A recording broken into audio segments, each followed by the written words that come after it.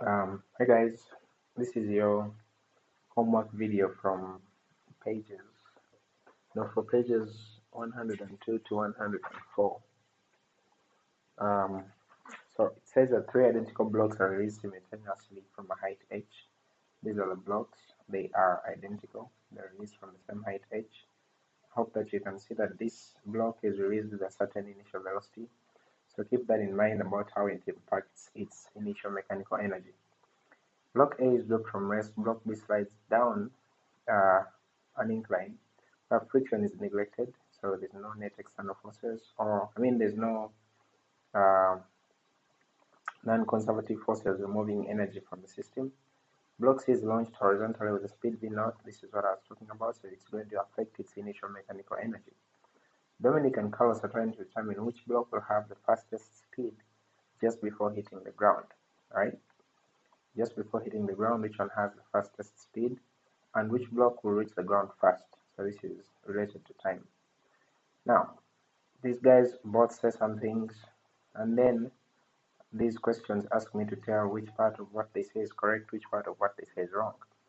So before I even get into what they say, let me first for sure figure out what is true. Now, since I know that this is dropped from a height h, this is dropped from the same height h here. All of them are height h, right? I know that from the second equation of motion, using this equation of motion, that delta x equals v naught t plus half at squared. Since they're both released from rest, this whole term is going to be 0, right? So I just have delta x, which is the height, equals half at squared. So since this is released from the same height as this one, these two released from the same height, right? They're falling vertically downwards, and their acceleration is due to gravity. These two, A and C, their acceleration is due to gravity. This one's acceleration is due to gravity. This one's acceleration is a component of gravity. I hope you remember it's g sine theta. Its acceleration is g sine theta. mg sine theta, right? So this one's acceleration, B's acceleration, is smaller than the acceleration of C and A. If I use this equation to figure out how long C and A take, making T the subject, I'll have T equals 2h divided by g, which is acceleration due to gravity. Same thing here, T is equal to 2h divided by g, which is the acceleration due to gravity. For this one, to find its time, I need to know first of all this distance, right? I need to know this distance. Let me call it L. When I know this distance, I can use the equation of motion that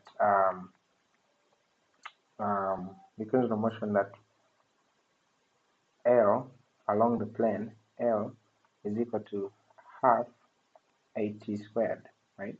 Half at squared using its acceleration. So if I make T the subject for this one, it will be 2L divided by its acceleration, which is mg sine theta square root equals T. Now, first of all, 2L, the length of 2L is going to be bigger than h, correct? But since the acceleration of these two, the acceleration of C and A, is for sure bigger than the acceleration of B, because I'm going to find that the acceleration of this acceleration is less, because it's multiplied by sine of an angle. It's going to be less than the acceleration of A and the acceleration of C. So just that alone tells me that these times, first of all, this time A will equal time C, right? And both of them will be bigger than the time of B, right? That's what the information tells me, that A and C will take the same time to reach the ground simply because they are dropped from the same height, but B will take longer because its acceleration is smaller. It makes sense. Smaller acceleration, smaller velocity, smaller distance covered in the same time interval, or less time to cover the same distance. So the time for B, I expect it to be less than the time for C and A. The other thing that I can see from here is, since they're all dropped from the same height, since they're all dropped from this height, if I'm trying to use energy considerations, this here has the same potential energy as this here because it's the same height, as this here because it's also the same height. However, if I'm thinking about mechanical energy, the mechanical energy of A is purely due to potential energy. The mechanical energy of B is also purely due to potential energy. But the mechanical energy of C is potential energy plus, because it has an initial velocity, its potential energy plus its initial kinetic energy. Now, since I know that the speed of these three blocks at the bottom or at the end of their motion is going to be determined by how much energy they had starting, and all of that energy is going to be converted into kinetic energy at the bottom, I can see that for A and B, since they simply had potential energy and all of it is converted into kinetic energy, and we don't have any forces that are removing work from the system like friction, then for A and B, this potential energy will equal this kinetic energy, right? So this potential energy will equal this kinetic energy, and what that means is that the speed, just trying to find space, the speed of A is going to be equal to the speed of B. But for C, it has at the end here purely kinetic energy. It had potential energy in the beginning plus kinetic energy, right? So that means that its final kinetic energy is going to be greater than both of these two because it had an additional form of energy in terms of kinetic energy at the beginning of its motion. So I expect the speed of C to be bigger than the speeds of A and B, right? I see that from the data that I have before I even read what Dominique and Carlos have to say. So what I see is, 1, the speed of A is equal to the speed of B and both of them are less than the speed of C. 2, the time of A is equal to the time of C to get to the ground, and both of them are greater than the time of B. And the third thing I see is that A and B have the same mechanical energy at the beginning, and we know mechanical energy is conserved. So mechanical energy of A is equal to mechanical energy of B, and both of them are less than the mechanical energy of C. So this is what I see at the beginning before I read this guy's things. So now let me go ahead and read what they say. Dominic says they will all have the same speed before hitting the ground, right? As soon as I see that, I check my speed equation. What I have seen practically is that A and B have the same speed, but A and B and C do not have the same speed. So this is something incorrect that Dominic is saying. He says, remember we saw this demonstration in class and it didn't matter how the blocks were dropped. That is true. They all landed at the same time. Now, this also is not true, that they all landed at the same time. It's true that they don't matter. It doesn't matter how they're dropped, especially for A and C. It doesn't matter whether how you drop them, whether you toss them to the left or to the right. If you give them a horizontal displacement as they're falling downwards, it doesn't matter, because we've done that demonstration in class with the coins, where you flick one and the other one lands. I mean, it drops straight down, or if you shoot a bullet and drop another one at the same time, they fall at the same time. But this B, object B or block B, doesn't fit that scenario, because B is traveling along an incline, and along the incline it doesn't have an acceleration due to gravity. So even this is something else that is wrong, that this guy Dominique, guy or girl, I don't know, maybe it's a girl's name, that's also something wrong. The speed will be the same because of conservation of energy. So speed of all of them will not be the same, right? The speed of all of them will not be the same. But what is true is conservation of energy. Energy is conserved, that is true. The total mechanical energy at the beginning must equal the total mechanical energy at the end. Same applies. That is true for each of these things, because we know that energy is conserved. Cannot be destroyed or created, but just transferred from one form to another.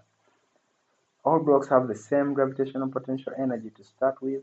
That is a true statement that Dominique is saying. They all have the same gravitational potential energy to start with. And this is the total energy and converts into kinetic energy. It's not true that the gravitational energy is the potential energy for C, right? It has the gravitational energy, and kinetic energy is the total energy for C. So that's Dominique. And then Carlos. I think you're mixing up time and speed, okay? They won't have the same speed. Carlos is right. they will not have the same speed. So that's something right that Calvert is saying. They won't have the same speed at the end because block C has an initial velocity. That is true. So you just need to write that down and explain why it's true. They will all land at the same time though. Well, that is not true. Calvert says they'll land at the same time. That is not true, right? So these questions are asking you to pick out which aspects of Dominique's reasoning, if any, are correct. Pick them out, explain them according to these laws. You don't have to write these equations, right? But just explain them according to the laws that you know applying to these things. If you feel the equation will make your explanation more solid, feel free to include the equations. But you don't have to. If you have a good enough explanation, you don't need to include an equation. And I don't know if I told you, but I will be checking your workbooks to check what you write, your paragraph, and give some critique and pointers here and there. Okay, so which aspects of Calvert's reasoning, if any, are correct? We can go back and check which ones we marked green, they are the correct ones, which ones we marked red, they are the wrong ones, and how do we explain them? I went through that. So you go ahead and check which ones are correct, which ones are incorrect. Some question which parts of Dominique's reasoning are incorrect. Go back, check which ones we marked, green or red, and then explain them according to the laws that apply to objects falling from a height and falling down an incline. Same thing, go back, check the answers. Alright, the fourth identical block is now released from rest at the top of a curved track of radius r. Draw free body diagrams showing and labeling the forces, okay, showing and labeling the forces, not components, exerted on the block at each of the two positions shown at the right. So this position and that position.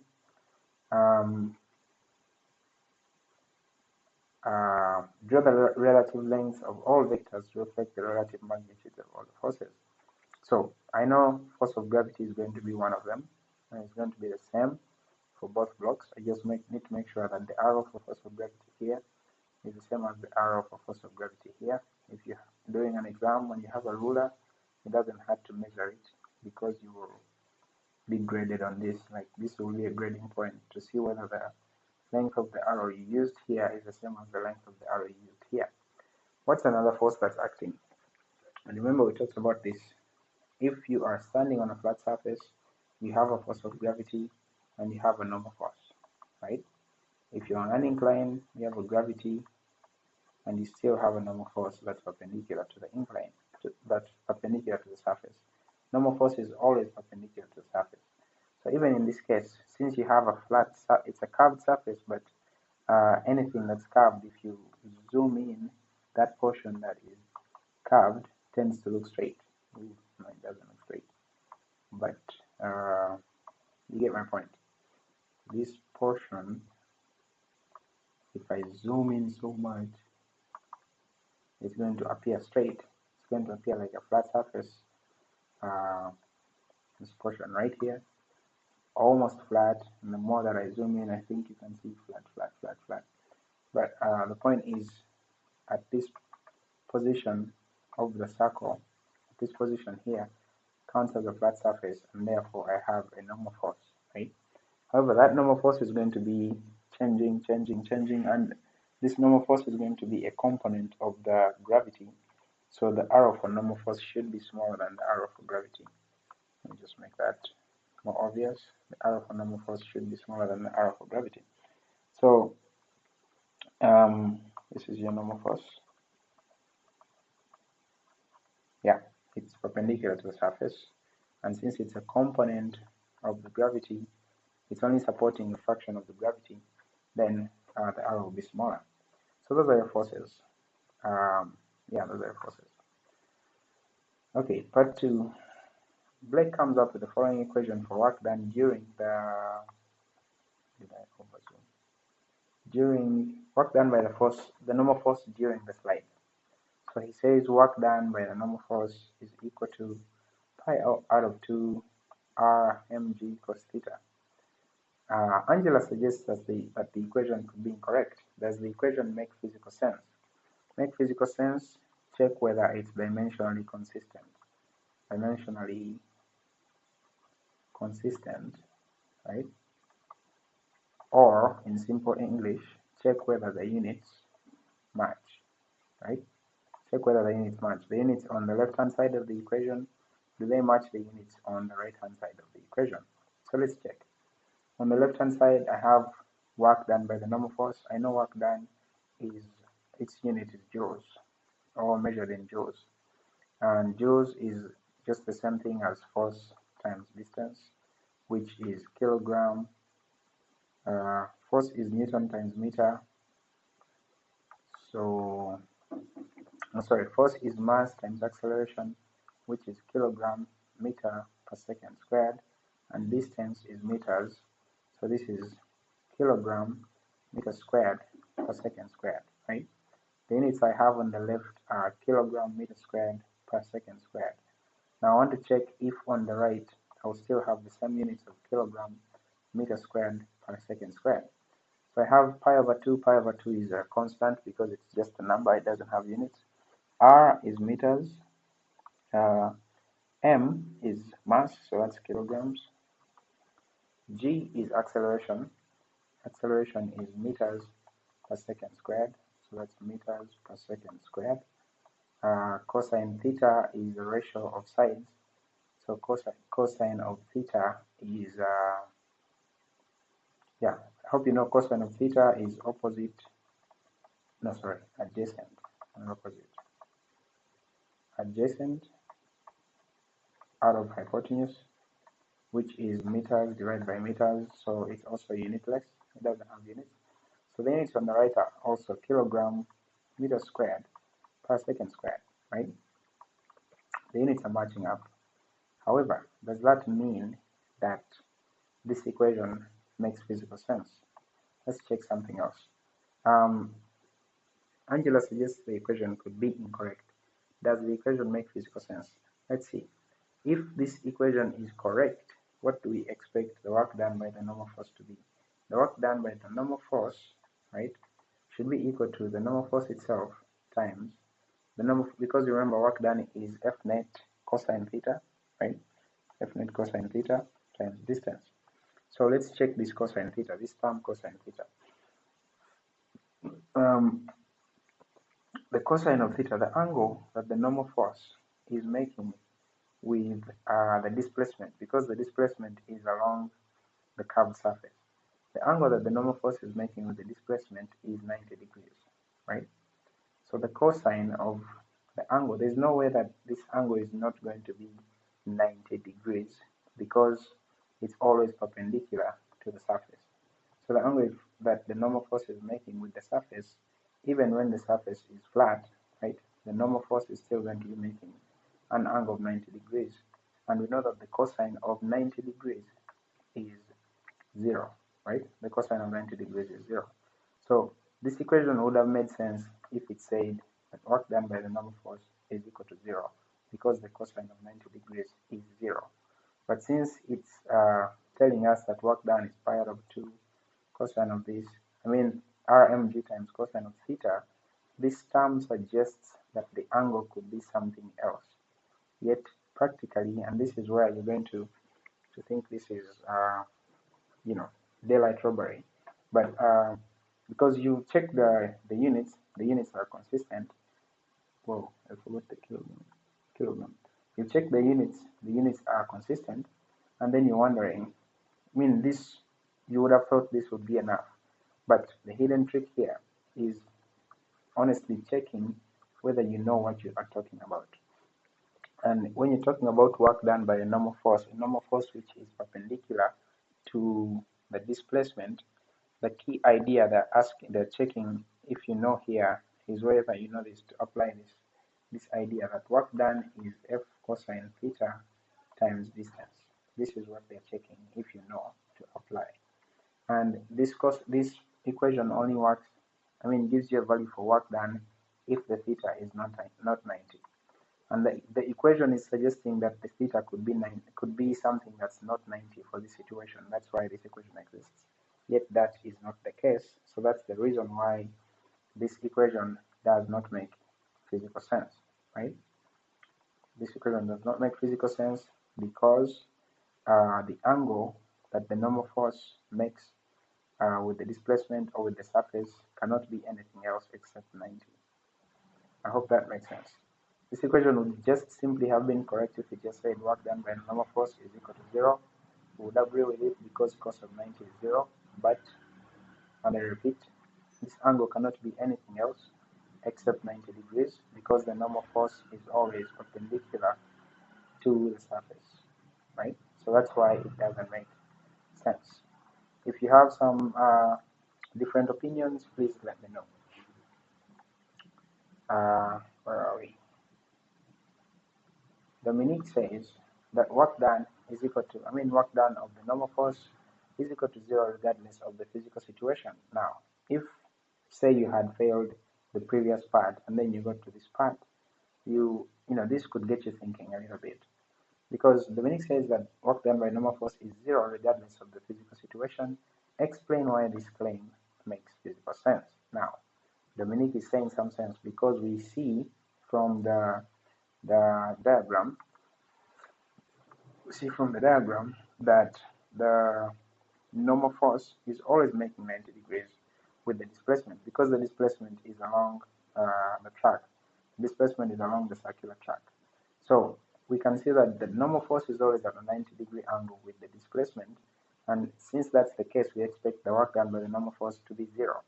So this is true because the work done by the normal force is always equal to 90 degrees, and the cos of 90 degrees is equal to 0, right? So the work done will be F cosine theta times the displacement, which is along the circular path, but the cosine of theta, which is the cosine of 90 degrees, is 0, and that the angle between the normal force and displacement is always going to be 90 degrees. So because of that, that's why we expect the work done to be 0 every time. So yeah, Dominique is saying some sense. I hope this is helpful. Write your answers in paragraphs. You can use formulas to support your reasoning or support your argument, but write your answers in paragraphs and then I'll check them sometime. Hope that helped.